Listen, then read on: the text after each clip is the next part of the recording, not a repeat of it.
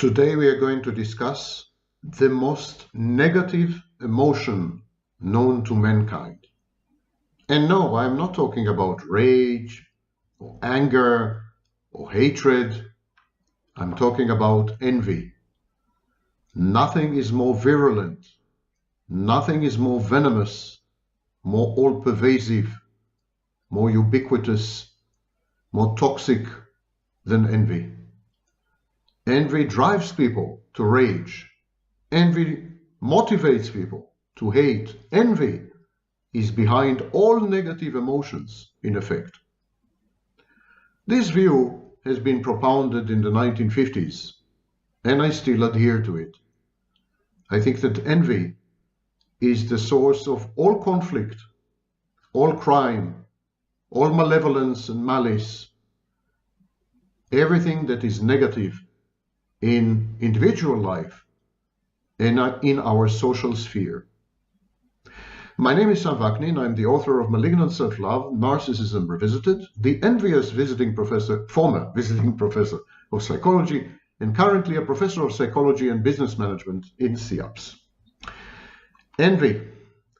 First of all, some disambiguation. Envy is not jealousy. And jealousy should be distinguished, although often is not, but should be distinguished from romantic jealousy. Jealousy is when you want to be like someone, when you wish to emulate someone, to become someone. When I grow up, I want to be this and that person. Jealousy, therefore, is an integral driver, an engine of positive identity formation. It is embedded in the process of social learning. Modeling partly works through envy. We adopt role models, and then we try to adjust our behaviors, our thinking, and our emotional responses in order to become closer to our role models, to resemble them, to be reminiscent of them. That's jealousy. Jealousy, ironically, therefore, is a positive force, as distinct from romantic jealousy. Romantic jealousy is a negative emotion in which an individual resents a third party because this third party appears to be taking away or likely to take away the affections of a loved one. Romantic jealousy, therefore, is about loss, real or anticipated. Romantic jealousy requires a triangle of social relationships between three individuals: the one who is jealous, the partner with whom the jealous individual has intimate relationship or desires a relationship, and the rival who represents a preemptive threat to the relationship or an actual one.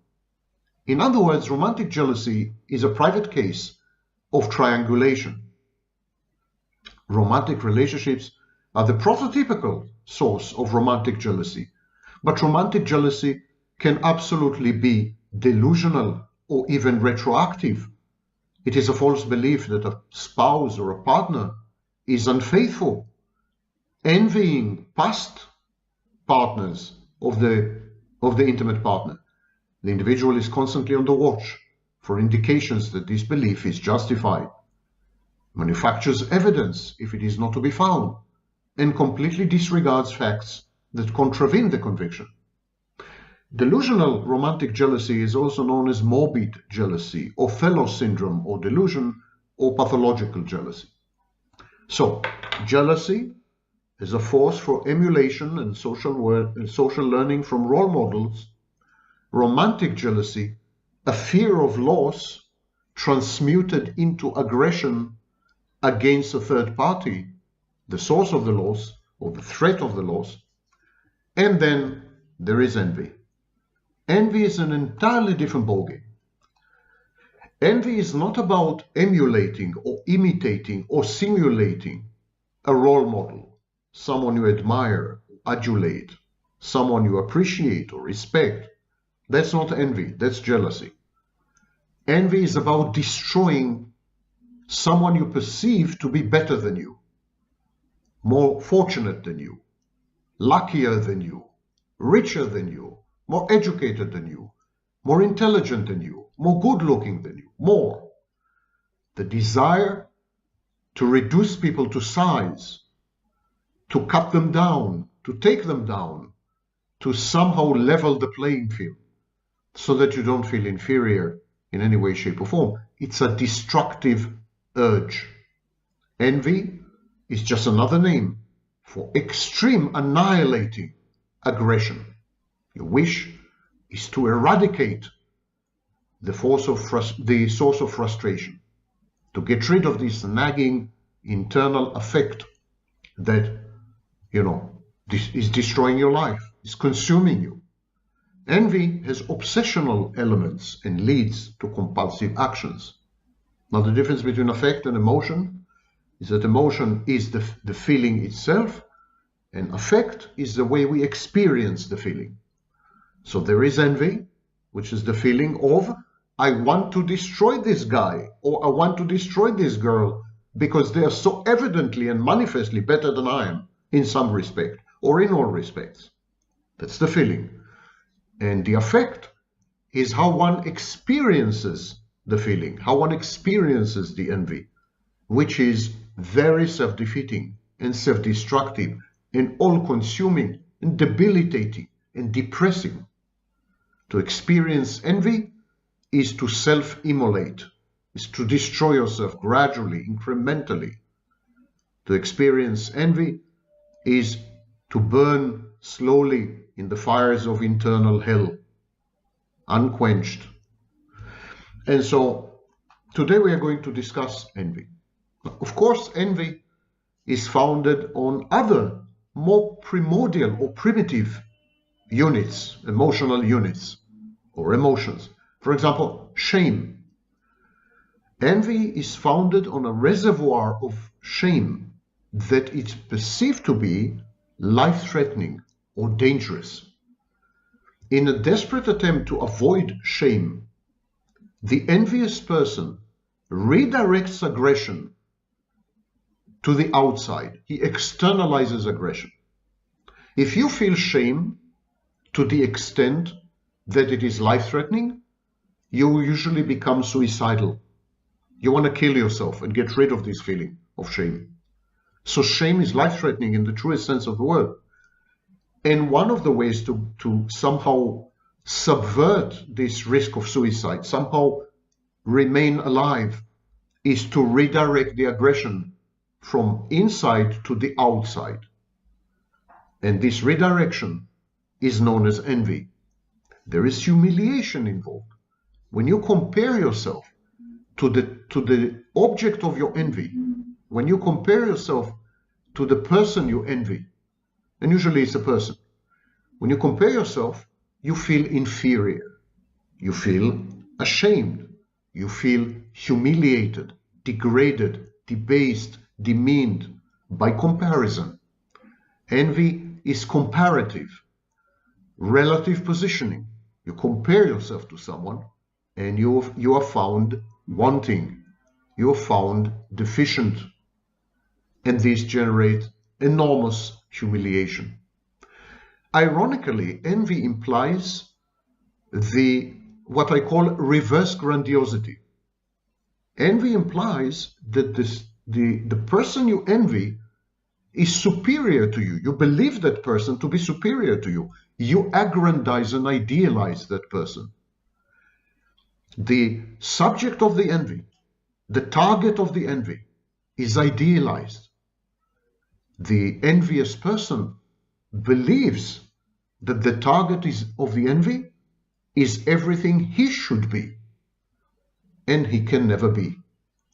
So the target of the envy represents the ego ideal, represents a vision of how the envious person would have liked to see himself.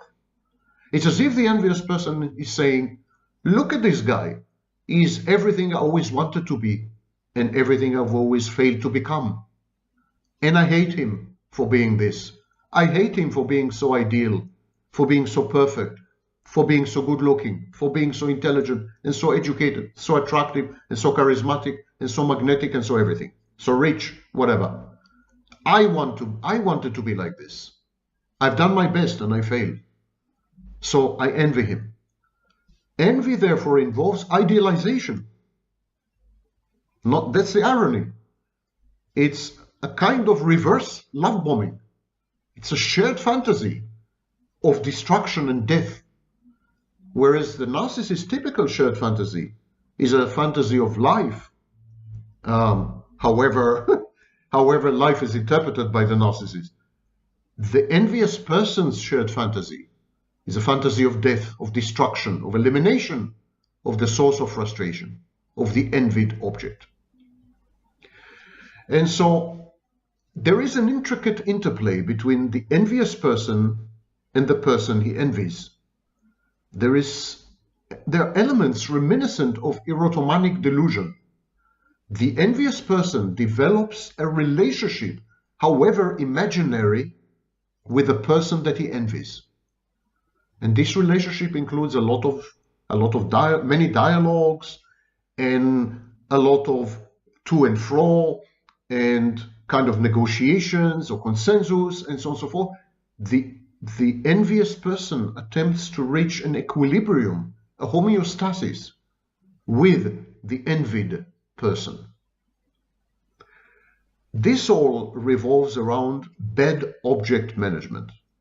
At the core of the envious person, there is a bad object, a constellation of introjects, of internal voices that keep informing the envious person that he is delinquent, insufficient, inadequate, unworthy, unlovable, a loser, would never amount to anything, etc., etc. These voices are intolerable, and one of the ways to silence them is compensatory narcissism. For example, dumb people, the shockingly overwhelming vast majority of mankind, dumb people compensate by convincing themselves that they are geniuses. This is known as the Dunning-Kruger effect. So this is a compensatory response to the bad object. The bad object says, you're stupid as a doornail, and the answer is, you're wrong, I'm not dumb, I'm actually a genius. The Dunning-Kruger effect is compensatory, and it goes through stages. The first stage is, why can't I be like the object of my envy? Why can't I be like him?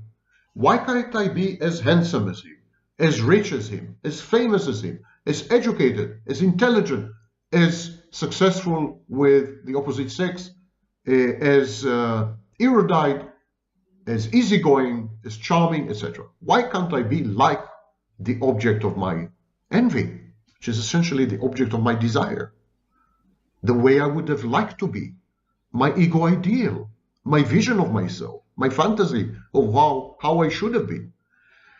This is the first stage. The second stage is, actually, I'm more than him. I, the envious person, am more than the person I envy. I am more intelligent. I am more knowledgeable. I am more easygoing. I am more charming. I'm more. This, of course, is delusional. It's a delusional response, and it involves attribution errors. I'm a good person. I'm a good person because I choose to be a good person. He is a bad person because that's who he is. The negative aspects of the envied person are essential to that person. They are who that person is.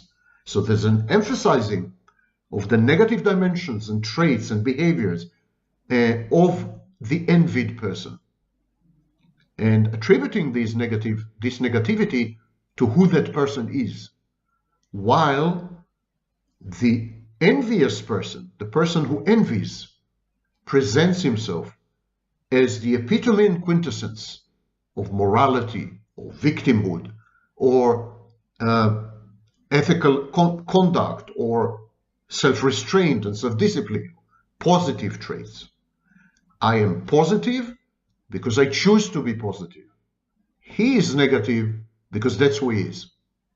And of course, all gender pronouns are interchangeable. Yes, he, she, don't start this debate. Okay, Shoshanim. We said that the engines of envy are shame, humiliation, idealization of the envied object, and bad object management, a desperate attempt to lie to yourself, to silence the inner voices that keep informing you how inferior you are, by somehow devaluing the object of envy. So there's an initial stage of the idealization and then devaluation. You're beginning to identify the narcissistic elements or the elements of pathological narcissism in envy, and attribution errors, which I mentioned. Okay. Take, for example, what has happened during the pandemic. During the pandemic, millions of people, dumb beyond description, proclaimed themselves medical experts. They decided that the vaccine is bad for you, that this medicine is good for you, this medicine is not good for you, and so on and so forth. And they conflicted with the foremost medical authorities in the world. And they were convinced of their own infallibility, genius, ability to gather and amass information, knowledge, and critical thinking. So that's an example of a Dunning-Kruger reaction. A healthy attitude is, I don't trust experts just because they are experts. I use my critical thinking and I do my own research. That's a healthy, recommended attitude. A pathological, grandiose approach is, I don't trust experts because I'm more knowledgeable than any expert would ever be. Malignant egalitarianism. To trust information just because an expert says so is a logical fallacy. But to distrust information just because it hails from an expert is envy, envious idiocy and grandiosity. So envy is intimately connected with narcissism and with extreme stupidity. Stupid people are envious. Narcissists are envious. Syllogism, narcissists are stupid people. I've said it before. Envy has behavioral outcomes. That's the problem with envy. It doesn't just stay there. It's not inert. It is proactive. Envy motivates you to act, to make choices. Envy leads to frustration. You will never be like the object of your envy. To start with, you idealize and aggrandize the object of your envy, making it even less plausible and more impossible to match the object of your envy. If the object of your envy is godlike, perfect, brilliant, and so on and so forth, then you would never match up to that person. The initial phases of envy are self-perpetuating. I repeat, the initial phases of envy are self-perpetuating because by aggrandizing the envied person, by aggrandizing the object of envy, you make it less probable that you will somehow match up to this person. So this leads to enormous frustration. Now we know from Dollard and others that frustration results in aggression, the frustration-aggression hypothesis. So there's frustration, and then there is aggression, which is intended to express omnipotence and superiority. If I have the capacity to destroy my object of envy, to incarcerate him, to ruin his career and reputation, to vanquish him, to destroy his life, if I have power over the object of my envy, that means I'm superior to the object of my envy. That means I'm godlike and omnipotent. The very act of destroying the object of envy, it amounts to self-regulation. It's like by destroying the object of envy, the envious person restores internal balance and inner peace. Destroying the object of envy is proof positive that you are superior. If you're envious of someone and you have the capacity to ruin their lives, to fire them, to vanquish them, to defame them, if you have this power, then you're superior to them, aren't you? There's nothing they can do because you're above them. You're the boss. You're in charge. It establishes kind of hierarchy of grandiosity. There's a need to control the object of envy because it is life-threatening. Remember that envy is, again, intimately connected, intimately linked to shame. And this is life-threatening shame. So the object of envy, the person you envy, is essentially constitutes a threat at the very minimum to your mental health, but possibly to your life, depending on what level of mental illness you're at. So the need to control the object of envy is anxiolytic. It reduces anxiety. Envy increases anxiety. The only way to mitigate and ameliorate this nagging, all-pervasive, debilitating anxiety is by controlling the object of envy. Now, you can control the object of envy by destroying it. You can control the object of envy by stalking it. You can control the object of envy by defaming it.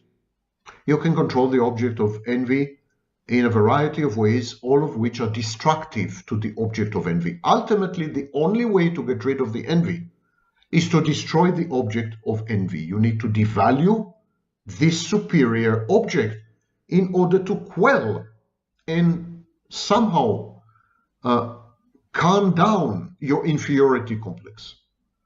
If the object of envy is gone out of your life, out of your mind, out of your thoughts, then you're at peace, in harmony again.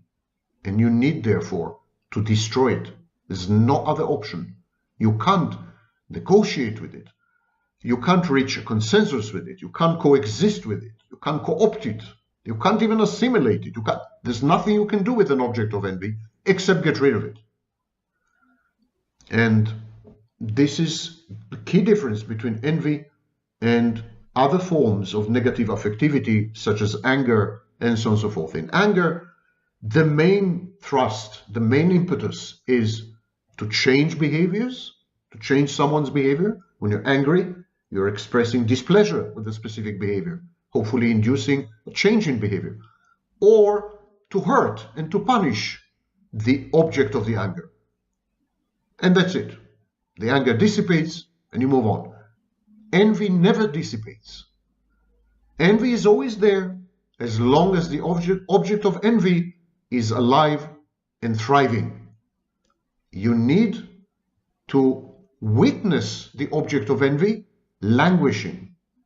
You need to convince yourself that the object of envy has now reached a point in life that he is no or she is no longer worthy of being envied. In other words, if you destroy the object of envy, what is there to envy? If the object of envy is in prison, what is there to envy? If the object of envy is sick, what is there to envy? If the object of envy is dead, what is there to envy? If the object of envy, his reputation is destroyed, what is there to envy? You need to reduce the object of envy, to pedestalize the object of envy. You need to humanize the object of envy. You need to denude and deny the object of envy the idealized grandiosity that you have attributed to him or to her. You need to devalue the object of envy because you have idealized the object of envy to start with. It's all in your mind. It's all in your head. It's all you're doing. Envy is a totally solipsistic, delusional, self-contained affect and emotion, it's all to do with the internal environment. The object of envy is actually an internal object rather than an external one. And so envy is a negative emotion of discontent and resentment generated by desire for the possessions, of the attributes, of the qualities, of the achievements of another person, the target of the envy. And unlike jealousy, envy involves only two individuals, the envious person and the person envied, and it is destructive. The only resolution for envy is the destruction of the envied object, or the target of envy. And so envy is at the core of aggression and the root of many, or if not most, negative affects and negative emotions. We would do well to tackle envy as the root cause of mental illness, or many manifestations of mental illness. Because in today's world, with social media, with likes, with relative positioning, with a lot of exposure, with competition for attention, envy is the name of the game. Envy is at the core and the basis of narcissism. And it is infecting individuals and societies alike. It is at the core of re-emerging conflicts all over the world. We need to tackle envy urgently before it buries us, because that's where it's heading.